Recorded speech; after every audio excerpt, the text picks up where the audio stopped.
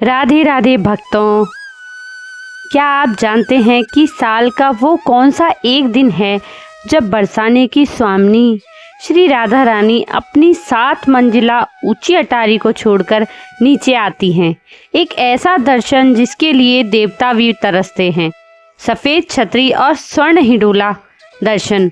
आज की इस वीडियो में मैं आपको न सिर्फ घर बैठे लाडली जी के साक्षात तीज के दर्शन करवाऊंगी, बल्कि आपको बताऊंगी कि इस परंपरा के पीछे छुपा वो कौन सा रहस्य है जिसे 99% लोग नहीं जानते।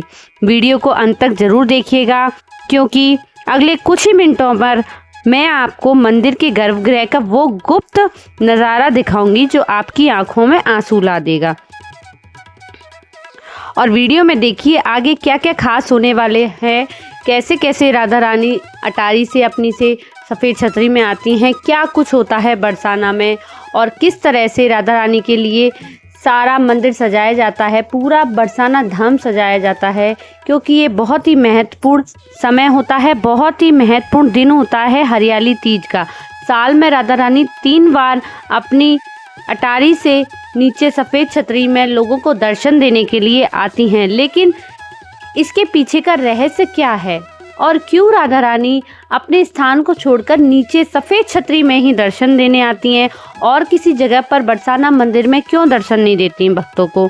आज की इस वीडियो में मैं आपको यही सब कुछ बताने वाली हूँ कि हरियाली तीज और बरसाने का क्या संबंध है, ऊंची अटारी का महत्व और इतिहास क्या है, और इसमें मैं आपको उत्सव की गूंज दिखाने वाली हूँ कि हरियाली तीज पर कैसा उत्सव मनता है, और इसमें जो नियम हैं और जो गाइडलाइंस हैं वो भी मैं बताने वाली हूँ आपको कि यदि आप तीज पर बरसाना जाना चाहते हैं तो आप किस तरह से नियमों का पालन कर सकते हैं। भक्तों, श्री लाडली जी के इस दिव्य रूप को अपने तक सीमित ना रखें। अगर वीडियो अच्छी लगे तो आप इसको ज़्यादा से ज़्यादा शेयर करें ताकि सबको पुण्य मिल सके। तो चलिए हम वीडियो को शुरू करने वाले हैं। तो बोलते हैं ना, बोलो श्री राधे राधे। भक्तों, द्वापर युग की बात है जब सावन के महीने में चारों तरफ हरियाली छा जाती थी और घनघोर बादल उमड़ते थे, तब स्वयं भगवान श्री कृष्ण मैया कीर्ति के महल, जिसे आज हम श्री लाडली जी का मंदिर कहते हैं, आते थे। पौराणिक मान्यताओं के अनुसार हरियाली तीज के दिन श्री कृष्ण स्वयं राधा जी को रिझाने के लिए और उनके साथ झूला झूलने के लिए स्वर्ण और रजत सोने चांदी का अद्भुत हिंडोला सजाते थे। लेकिन राधा रानी अपनी सखियों के साथ महल की ऊंची अटारी गर्भगृह में सखियों संग मल्हार गाती थीं।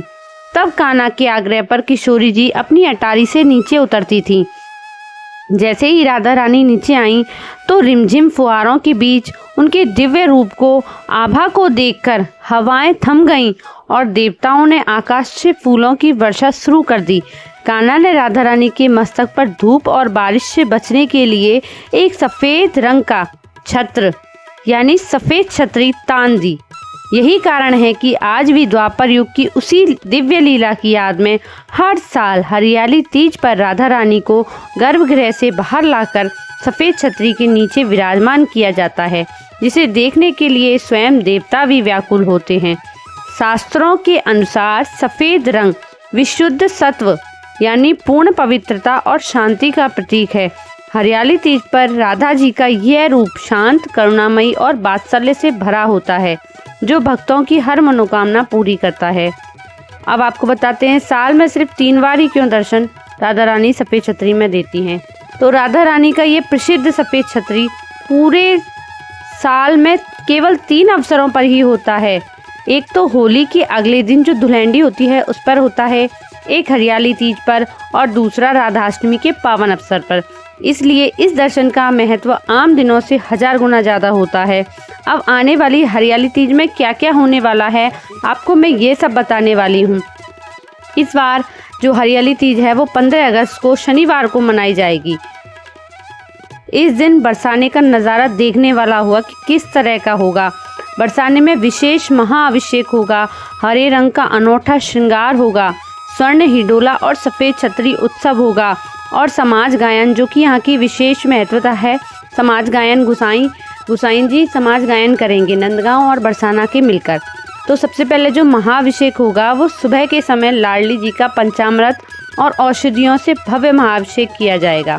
उसके बाद पूरे मंदिर को हरे पत्तों, लताओं और फूलों से सजाकर एक कृत्रिम घेवर बनकर रूप दिया जाएगा। राधा रानी को विशेष रूप से तैयार की गई हरे रंग की पोशाक और कीमती रत्न जड़ित आभूषण पहनाए जाएंगे। शाम के समय गोस्वामी पुजारी समाज द्वारा वैदिक मंत्रोच्चार के बीच लाडली जी को गर्भगृह की ऊंची अटारी से नीचे मुख्य चौक में लाया जाएगा। उन्हें सोने चांदी के झूले में झुलाया जाएगा और उनके ऊपर अलौकिक सफ़ेद छतरी लगाई जाएगी। इस दिन हम भी अपने ठाकुर जी को झूला झुला सकते हैं। अगर आपने अभी तक अपने कान्हा जी का झूला नहीं डाला है तो आप हरियाली तीज पर उनको झूले में झुला सकती हैं। उसके बाद मंदिर के आंगन में ब्रज के पूज्य संतों और पुजारियों द्वारा पारंपरिक मल्हार और रसिया गीतों का गायन होगा, जिससे पूरा माहौल राधामय हो जाएगा। तो भक्तों, आने वाली 15 अगस्त 2026 को जब पूरा देश आज़ादी का जश्न मना रहा होगा, ठीक उसी दिन बरसाने की इस पावन धरती पर आस्था का सबसे बड़ा सैलाब उमड़ेगा। भानुगढ़ की 200 सीढ़ियां चढ़कर जब आप ऊपर पहुंचेंगे तो आपको राधा रानी का वो रूप दिखेगा जो आपके जीवन के सारे कष्टों को पल में दूर कर देगा। अगर आप भी इस आने वाली तीज पर बरसाना जाने की सोच रहे हैं तो कमेंट में जय श्री राधे जरूर लिखें। राधे राधे, प्रेम से बोलो राधे राधे।